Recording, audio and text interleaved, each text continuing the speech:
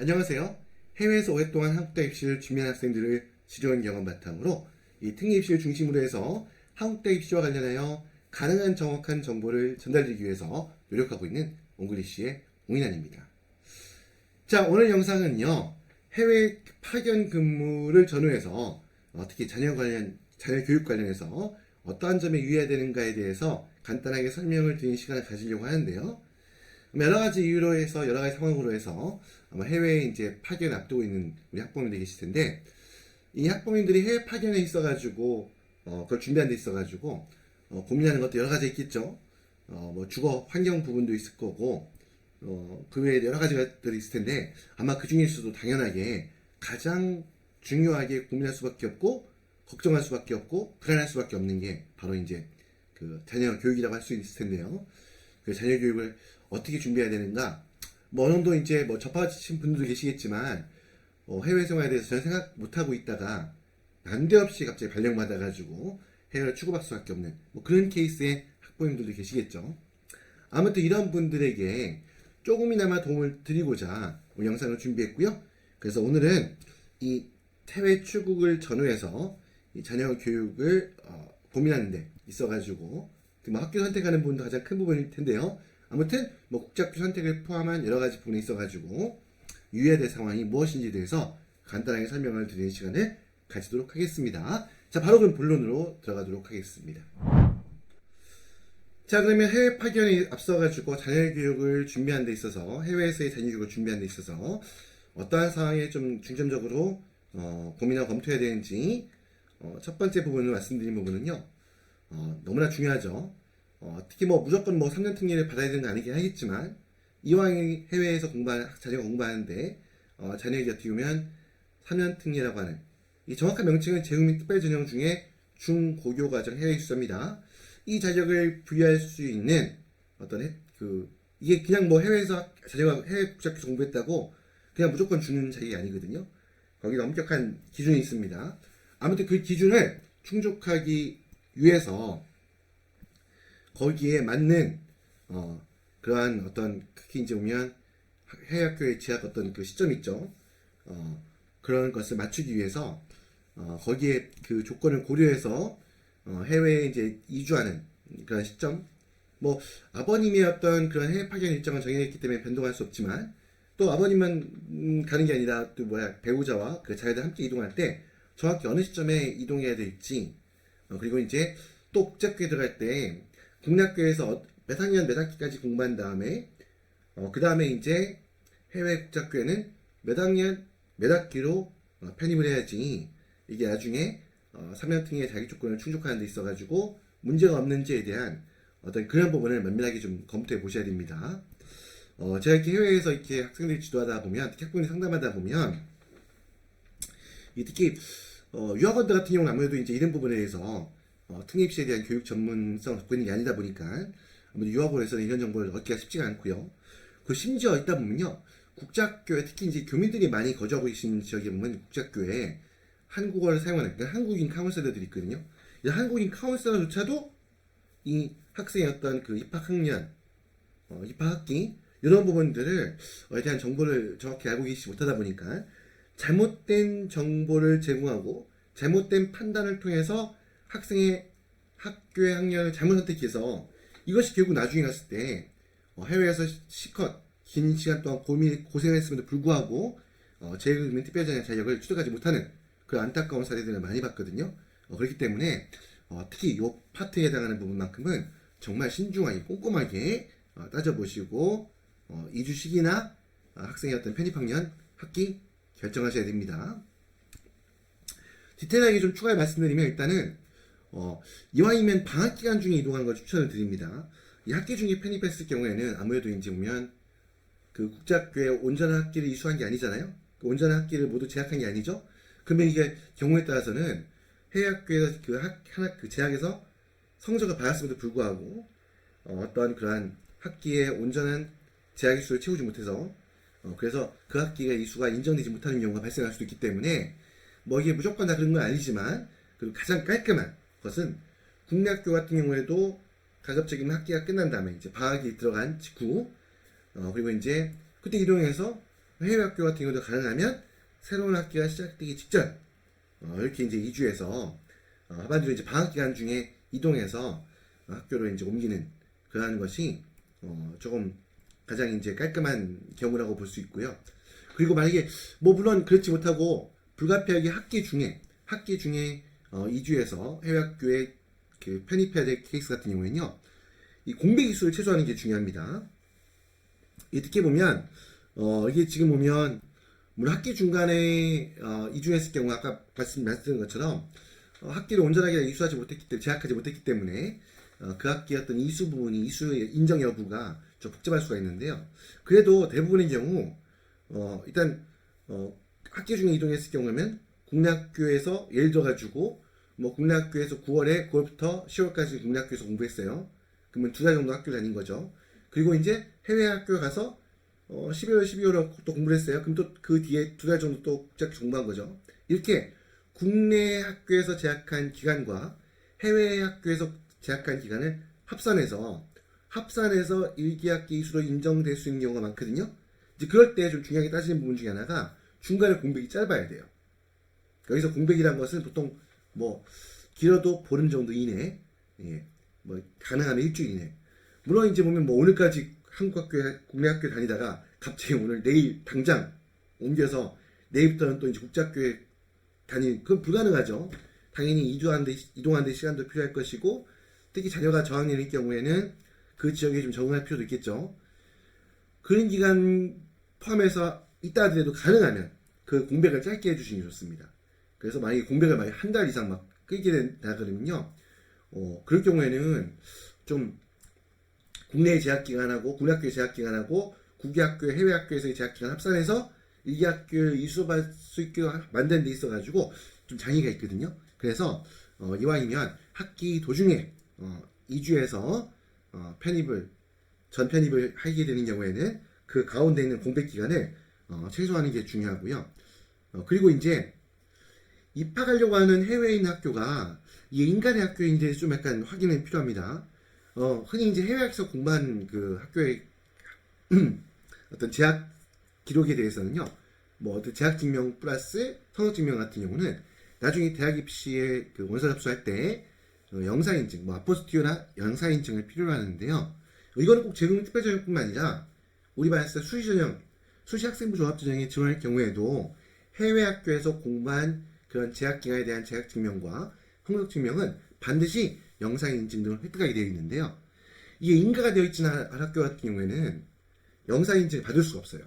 그러면 해외에서 공부했던 그 기간이 인정되지 않는 게 될 수 있는 거죠. 뭐 3년 등에 당연할 거고요. 특히 중학교, 고등학교 과정 같은 경우에는 이 해외 학교에서 교교 과정에서 재학한 기간을 기준으로 해서 3년 등의 자격 조건을 부여하니까 당연할 거고요.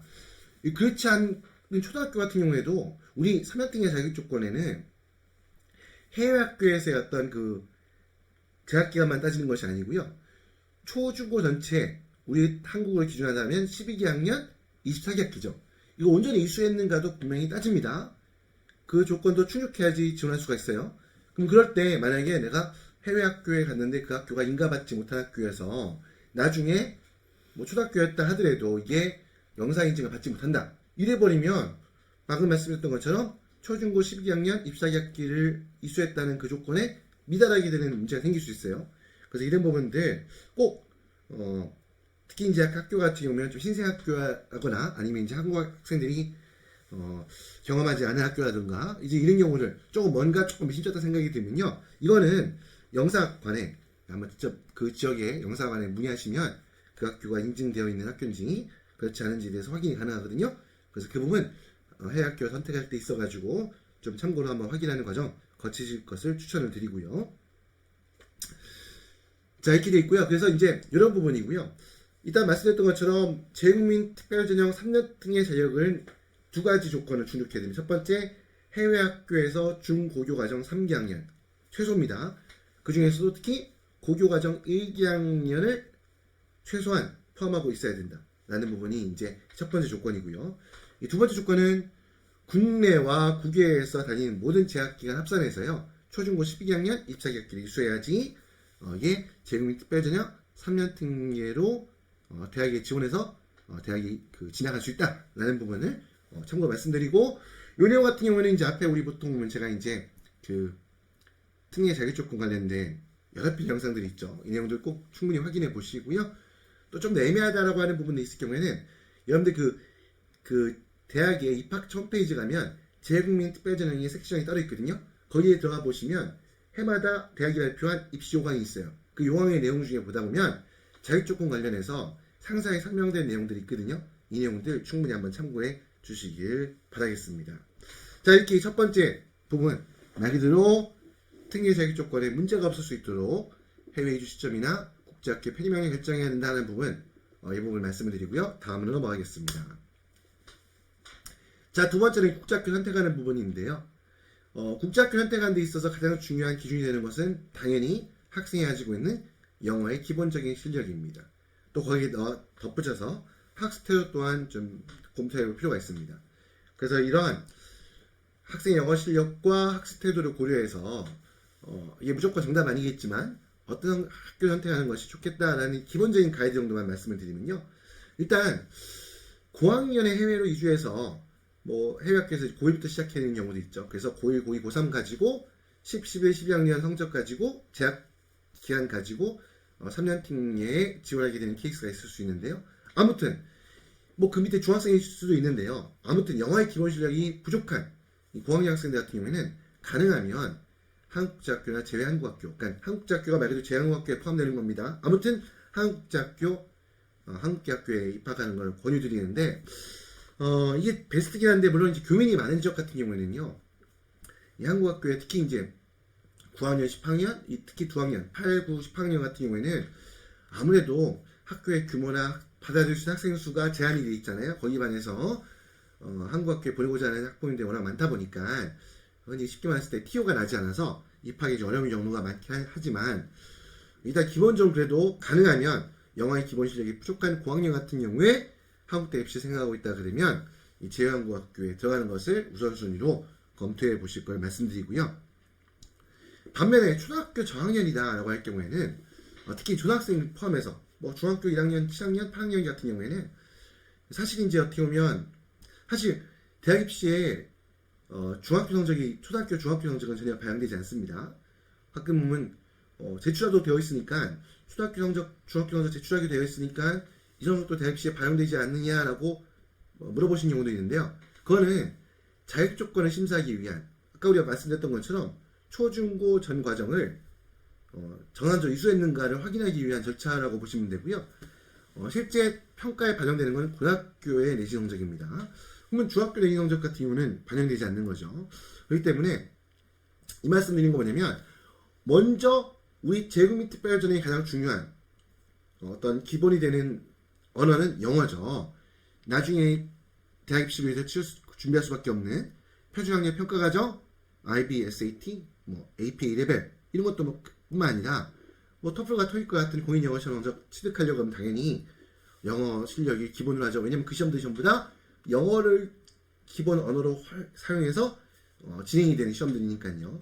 그러면 이때 영어의 기본 실력을 좀 많이 축적해야 되는데, 아직 저학년, 초등학생들 말할 것도 없고 7학년, 8학년 경우에는 처음에 영어가 좀 약해서 어려울 수도 있겠지만 어차피 극복해야 될 부분이잖아요. 영어 실력은. 그렇기 때문에 이 영어 실력을 키울 수 있는 좋은 방법이 뭘까요? 영어를 사용할 수 있는 환경에 최대한 노출시켜 주는 거죠. 그러한 환경을 제공할 수 있는 가장 베스트가 영어를 사용하는, 영어를 사용해서 교육과정이 이루어지는 그런 영미권 국제학교가 되겠죠. 여기를 저는 가급적이면 들어갈 것을 추천을 드리고요. 그리고 이제 영어 기본 실력이 아주 우수한 친구 같은 경우, 특히 이제 여러분들 IB나 A레벨 같은 경우는요, 특히 여기 보면 여기는 단순히 시험만 보는 것이 아니라 시험도 서술형 시험이고요. 그리고 학교 교과 내에서, 과정 내에서도 무수한 페이퍼를 작성하고 프레젠테이션을 하고 영어로 디스커션을 하는 과정을 거쳐야 합니다. 그 과정이 A레벨이나 IB의 본성적이 다 포함해 반영돼서 들어갑니다. 그렇기 때문에 IB나 A레벨 과정을 운영하는 국제학교에서 대학 입시에 필요한 소기의 성적을 거두기 위해서는 당연히 영어의 기본 실력이 충분히 갖춰진 케이스여야 됩니다. 그렇기 때문에 IB 학교가 무조건 대학 입시에 유리하다, 그것만 기준으로 잡지 마시고요. 이런 아이비 학교나 A레벨 학교를 선택할 경우에는 우리 자녀가 영어 실력이 충분히 갖춰져 있는가라는 부분, 특히 고학년일수록 특히 8, 9학년 학생들 같은 경우에는 반드시 고민해야 됩니다. 그렇게 됐고 반대로 이제 보통 보면 이제 그 해외에서 근무하는 기간이 제한돼 있잖아요. 그래서 졸업 전에 해외 학교 졸업까지 하지 못하고 중도에 귀국한 학생들, 왜냐면 이 특히 IB, A레벨도 그렇고요. 이 두 시험은요 해외 학교 졸업까지 하지 않으면 이 본성적, 흔히 얘기하는 빤성적을 취득할 수가 없습니다. 그렇기 때문에 이렇게 해외 학교 국제학교에서 졸업까지 하지 못하고 중도에 귀국해서 국내 고등학교에서 추가로 공부한 다음에 졸업해야 되는 케이스 같은 경우에는 AP 가정운영학교가 좀 더 낫습니다. 왜냐면 AP 같은 경우는 연세대학교 같은 경우에는 특별하게 반드시 해외 학교의 재학 기간 중에 취득한 성적만 인정하기 때문에 국내 귀국한 다음에 받은 성적, AP 성적까지도 대학 입시 반영되지 않죠. 연세대 같은 경우는. 하지만 그 외에 다른 대부분의 대학들은요 국내에 귀국한 이후에도 취득한 SAT나 AP 성적 대학 입시에 반영됩니다. 그렇기 때문에 이거 같은 경우는 꼭 그 과정을 국제학교에서 그 과정에 해당하는 커리큘럼을 선택해서 공부하지 않았다 하더라도 비영권 학교라든지 한국 학교를 했다 하더라도 이 친구도 AP 시험은 공부해서 준비해서 신청해서 시험을 보고 성적을 받고 대학에 제출할 수 있거든요. 그래서 중도 귀국한 학생들 같은 경우에는 AP 가정학교에서 공부하는 게 좀 아무래도 수월하겠죠. 물론 IB나 A레벨 가정학교에서 공부하다가 중도 귀국할 때 들어와서 AP 시험 볼 수도 있는 거기도 하고, 또 IB나 A레벨 학교에서 공부한 친구 같은 경우는 AP 시험을 볼 수 없느냐, 그렇지 않습니다. 사실 교육 과정에 크게 차이가 약간 있긴 하지만 대동소이하거든요.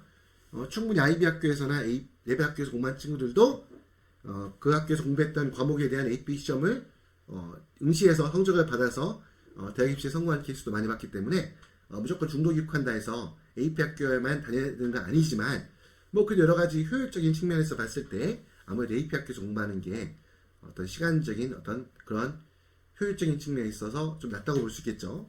자, 그런 부분이고요. 마지막으로 이제부터 BIS라는 이름을 갖고 있는 경우도 많은데 그 브리티시 인터내셔널 스쿨이겠죠. 그 여러 가지 형태의 이름을 갖고 있는 특히 영국계 국제학교. 영국계 학교는 여러분들 아시다시피 굉장히 타이트합니다. 굉장히 스탠다드로 운영이 되고요. 특히 학생들 학습량, 특히 고학년을 가면 갈수록 굉장히 많은 학습을 요구합니다. 그렇기 때문에 단순히 영국계 국제학교라는 친구 같은 경우는 이런 타이트한 FM대로 쉽게 말하면 박스되게 이루어진 학교에서 잘 정하려고 그러면 당연히 영어 실력은 기본이겠거니와 거기 더해서 학생의 어떤 학습 태도, 그러니까 열심히 공부하는 어떤 그러한 공부에 좀 취미가 있고 공부하는 걸 좋아하고 공부하는 걸 좋아한다? 어떻게 좀 어필할 수도 있긴 하겠는데요. 아무튼 이런 어떤 학습에 대한 어떤 태도가 학습 능력뿐만 아니라 학습 태도가 잘 갖추어진 친구들이 잘 적응하고 실제로 그 학교에서도 영국계 국제학교에서 좀 유의미한 좋은 성적을 받는 경우들이 많기 때문에 영국계 국제학교를 진학하려고 하는 학부모님 같은 경우는 학생의 학교의 어떤 우리 아이의 어떤 학습 태도 또한 좀 더 고민을 하는 시간을 가졌으면 좋겠습니다. 자, 국제학교를 어떻게 선택할 것인가에 대한 기본적인 가이드라인 이 정도 설명을 드리고요. 다음은 이제 출국 앞두고 있어요. 우리 아이가 이제 영어를 사용하는 국제학교 입학할 건데 미리 좀 준비해야 되겠죠. 그러면 딴 것보다도 어떤 준비가 가장 중요하겠죠? 당연히 영어의 기본 실력 올리는 거죠. 그래서 어떻게 준비할 것인가 라고 이제 좀 이 부분에서도 문의를 많이 주시는데요. 당연히 첫 번째는 영어의 어휘량을 좀 확대할 필요가 있어요. 보통 의외로 영미권 국제학교에서 공부한 친구들이 굉장히 영어에 익숙해진 상태가 되는데도 불구하고 영어 단어 하나하나의 어떤 정확한 의미를 파악한다거나 어떤 활용할 수 있는 어휘의 한계가 정해져 있는 경우가 되게 많거든요. 그러니까 아마 제한이 된 경우도 되게 많아요. 그러다 보면 나중에 가서는 있잖아요. 라이팅에도 영향을 주고 특히 이제 그 대학 입시를 치르기 위해서 본격적으로 준비하는 시험들 있죠. 거기서 고득점을 맞는데 굉장히 한계에 부딪히는 경우가 많습니다. 그렇기 때문에 보캐블러리 양을 최대한 확보하는 게 좋습니다. 그래서 한국식으로 국제학교 할 거니까 한국식 단어 공부 무슨 의미가 있냐? 전혀 아닙니다. 관계없이 한국식으로 어떤 건지 알죠? 단어 하나를 정확히 암기하는 어떤 그러한 통해서 보캐블러리 최대 확대할 수 있도록 하고 또 그래서 이제 특히 그리고 원서, 특히 저학년 학생 같은 경우에는 원서를 영어로 된 원서를 충분히 읽어서 어떤 그 뭐 공부해야 될 기본이 책을 읽는 거잖아요. 그래서 그 교과서 텍스트북을 잘 읽을 수 있도록 어떤 리딩에 대한 연습이 필요하고요. 그리고 특히 이제 초등학생들 같은 경우에는 아무래도 이제 보면 처음에 언어가 안 돼 있으면 국제학교에 가서 공부 안 돼 있어가지고 특히 학교 생활 환경이 적응하는데 어려움을 겪을 수 있기 때문에 일단 뭐 그 아주 초등학생 아이들한테 뭐 벌써부터 뭐 해외 학교 가기 전부터 인플루언틀리한 어떤 그런 영어 실력을 요구하는 거 아니거든요. 그걸 뭐 갖추는 것도 쉽지 않고요. 그건 필요 없다 하더라도 일단 기본적으로 원어민들하고 좀 어떻게 보면 자녀가 커뮤니케이션 할 수 있는 뭐 당연히 가장 간단한 거는 듣고 말하기겠죠.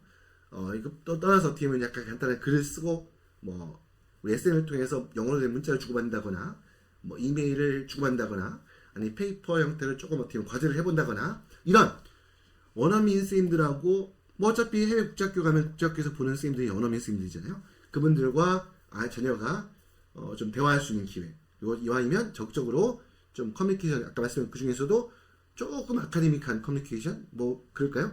아니면 좀 네이티브한 그런 SNS를 활용한 커뮤니케이션까지도 할 수 있는 그런 기회를 좀 줘서 미리 아이가 국제학교에 입학한 다음에 거기 선생님들과의 어떤 관계 형성 또 어떻게 보면 아이들과 친구들과의 어떤 관계 형성에 좀 더 빠르게 적응할 수 있는 어떤 그러한 역할을 할 수 있는 것이 이 부분이다 라고 해서 포함을 시켰고요. 그리고 이제 중학생 같은 경우에는 특히 이제 해외에서 국내에서 이제 그 해외학교 그 국제학교 진학을 뭐 길게 1년 한 학기 정도 남겨놓은 친구들 같은 경우에 학부모님들이 그 뭘 준비할까라고 이제 많이 물어보신 것 중에 어떤 걸 공부하면 좋을까요? 물어보셨을 때 사실 이게 아까 말씀드린 뭐 1대1 뭐 개인 과외를 통해서 뭐 해외 국제학교의 어떤 커리큘럼이나 어떤 해외에서 계속 공부하고 있는 친구들 지도해봤던 선생님들하고 학생한테 뭐 개인 그 1대1 수업을 통해 가지고 교육을 시킬 수도 있긴 하겠지만 사실 그러한 경험 갖고 있는 선생님들 찾기가 쉽지가 않죠. 당연히 그 일반 학원에서 어떤 그러한 교육 커리큘럼 과정을 제공하는 학원을 찾는 것도 굉장히 어렵습니다. 그러다 보니까 막연할 수밖에 없는데요. 그럴 때 사용할 수 있는 가장 좋은 방법이 토플입니다. 토플이라는 시험은 여러분 알다시피 리딩, 리스닝, 스피킹, 라이팅 영어를 사용하는 데 있어 기본적으로 활용할 수 있는 그러니까 특히 우리 국제학교에서 공부할 때 아이가 활용하는 4가지 분야가 딱 이거잖아요. 리딩, 책을 읽고 리스닝, 선생님의 설명을 들어야겠죠. 그 다음 스피킹, 발표해야 되겠죠. 아이들과 커뮤니케이션하고 학생들과 선생님과 커뮤니케이션 해야겠죠. 그 다음 또 마지막 뭐예요? 당연히 라이팅이죠. 페이퍼를 쓰고 과제를 하고 짧은 글부터 긴까지 쓸 수 있어야겠죠. 이런 부분을 준비한 게 당연히 그 능력을 평가하는 시험이 토플입니다. 뭐 다른 시험도 있긴 하겠지만 그래서 토플을 공부하면 교재를 구하기도 비교적 수월하고 또 학원을 찾는 것도 비교적 수월한 편이죠. 물론 요즘 국내에 토플 공부하는 학원들이 많지 않지만 그래도 비교적 쉽게 접할 수 있는 부분이기 때문에 내가 나중에 우리 아이가 토플 시험 안 볼 건데 이걸 따지지 마시고요. 일단 준비하는 과정 중에서 활용할 수 있는 소재로서 그런 도구로서 토플 시험을 활용하는 게 굉장히 좋고 이거 토플 같은 경우는 나중에 국제학교 다니면서도요. 첫 학기 정도는 또 적응이 안 될 수도 있거든요. 아이가 갑자기 영어 환경에 확 뛰어들어가지고 영어로 완전히 익숙해지는 친구랑 공부하다 보면 어려움이 있을 수 있는데 그때 그 학교에 적응하는 과정 중에서도 토플 성적, 토플 공부를 계속 하는 게 필요할 수도 있습니다. 그게 충분히 또 도움이 되고요. 그런 부분을 활용했으면 좋겠다라는 부분이고요. 그래서 일단 출국하시기 전에 국제학교 학습 어떻게 적응할 수 있도록 자녀를 준비시킬 것인가에 대한 말씀을 드렸고요. 다음 넘어가서 사실 마지막이고 어떻게 보면 되게 중요할 수 있는 부분인데요. 이 주거지 선정할 때 있어가지고 꼭 여러분들 고민했으면 하는 부분이 이 학교라든지 사교육 보통 여러분들 이제 보면 처음 해 나가신 분들이 처음에 많이 하는 실수하기 하기 좀 뭐하지만 보통 부모님의 어떤 직장 해외 근무하시는 어떤 보호자분의 직장을 중심으로 해서 주거지를 정하는 경우가 많은데요. 뭐 그 부분도 필요할 수 있겠지만 사실 그것보다는 일반적으로는 자녀의 어떤 그런 교육 환경을 중점을 두고 거주를 선택하는 게 좀 좋을 수 있습니다.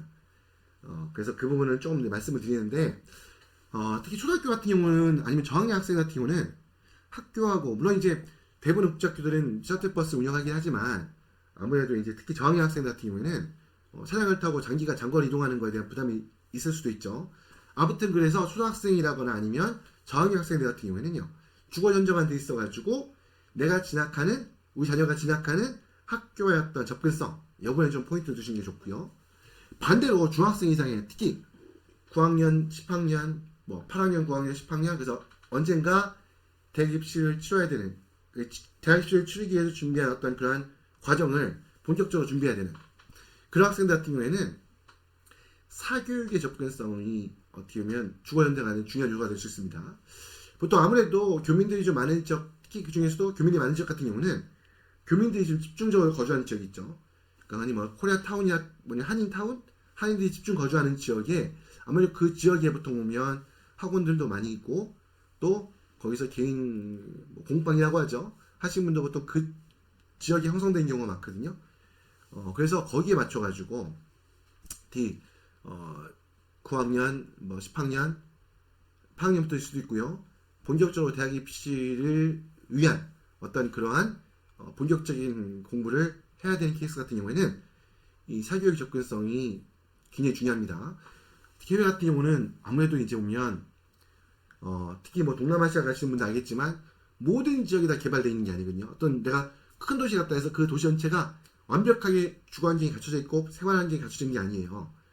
그러다 보면 이제 학교 중심을 하다 보면 또 직장 중심을 하다 보면 굉장히 동떨어진 지역이에요. 뭐냐면 사교육의 혜택을 받을 수 있는 지역과 굉장히 먼 지역에 주거지 선택하는 경우도 있거든요. 그러면 그래도 학교는 국제학교는 셔틀버스를 이용해서라도 왔다 갔다 할 수 있지만 학원들은 그렇지가 않죠.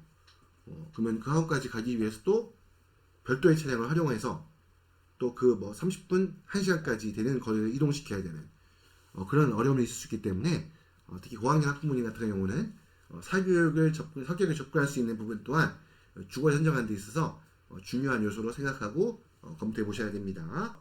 자, 이 정도 해서 해외 파견 근무 전후에서 이 자녀의 교육과 관련해서 유의해야 될 사항이 뭔지에 대해서 간단히 살펴보는 시간을 가졌고요. 이외에도 드릴 말씀도 많고 고민할 것도 많고 오늘 이 짧은 영상을 통해서 모든 설명을 드린 것도 아니고 또 그럴 수도 없는 거죠. 그러신 분들 꼭 앞서 했던 많은 영상들을 한번 참고해 주시기 바라고요. 예, 그래서 하여튼 오늘 이 정도로 말씀을 드리고요. 특히 이제 해외 국적 취업 준비할 때 있어가지고 자녀교육 관해서 아무래도 고민도 많고 생각하시는 부분도 생각하셔야 할 부분도 많기 때문에 필요하다 그러면 개별 상담을 문의해 주셔도 좋고요. 관련해서는 영상의 하단에 보면 설명란에 나와 있으니까 참고하셔서 개별 상담 시청을 해주셔도 좋습니다.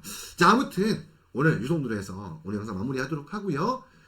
아무튼 오늘 영상 또한 특히 해외 출국을 준비하시는 해외에서 이미 생활을 시작했던 분들도 좀 참고가 될 수 있겠죠. 아무튼 우리 한국대 입시를 준비하는 데 있어가지고 조금이라도 도움이 될 수 있는 그런 영상이 되었기를 바라고요. 오늘 영상 조금이라도 도움이 되셨다면 구독과 좋아요 함께 부탁드리면서요. 지금까지 옹글리시의 옹인환이었습니다. 감사합니다.